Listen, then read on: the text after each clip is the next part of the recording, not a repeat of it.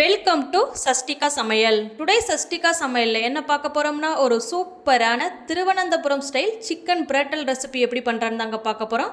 பாருங்கள், இது மாதிரி சூப்பராக ரொம்ப டேஸ்ட்டாக எப்படி பண்ணலான்னு வீடியோக்குள்ளே போய் பார்க்கலாம் வாங்க.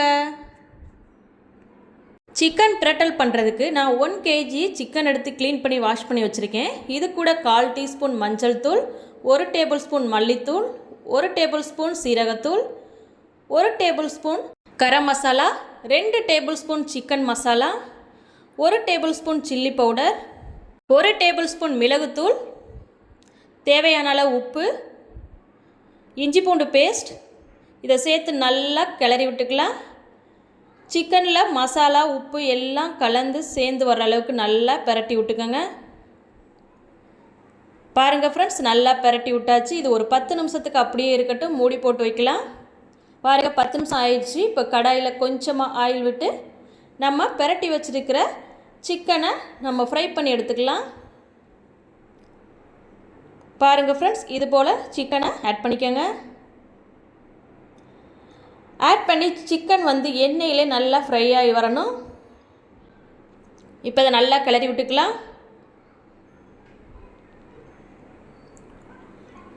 பாருங்கள் ஃப்ரெண்ட்ஸ், நல்லா கிளறி விட்டாச்சு.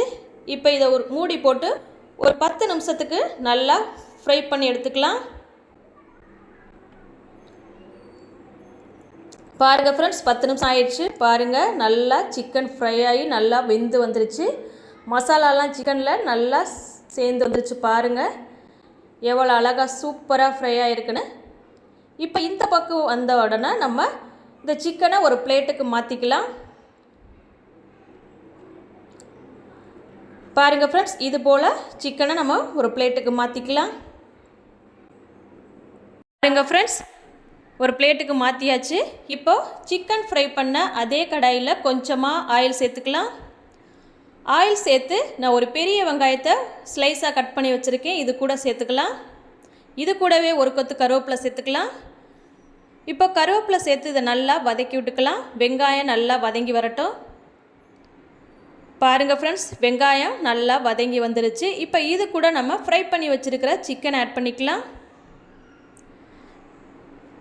பாருங்கள் ஃப்ரெண்ட்ஸ், இது போல் சிக்கன் ஆட் பண்ணி நல்லா கிளறி விட்டுக்கலாம். ஒரு 5 நிமிஷத்துக்கு நல்லா கிளறி விட்டுக்கோங்க. பாருங்கள் ஃப்ரெண்ட்ஸ், 5 மினிட்ஸ் ஆயிடுச்சு.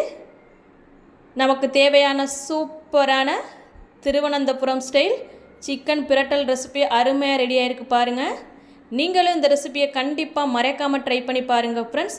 ஒரு டைம் ட்ரை பண்ணி பார்த்தீங்கன்னா அடிக்கடி இந்த சிக்கனை செய்வீங்க. அவ்வளோ ஒரு டேஸ்ட்டு. இந்த சிக்கன் சாப்பிட்றப்ப அந்த வெங்காயம் கடுபடுற டேஸ்ட் அவ்வளோ ஒரு சூப்பராக இருக்கும் ஃப்ரெண்ட்ஸ்.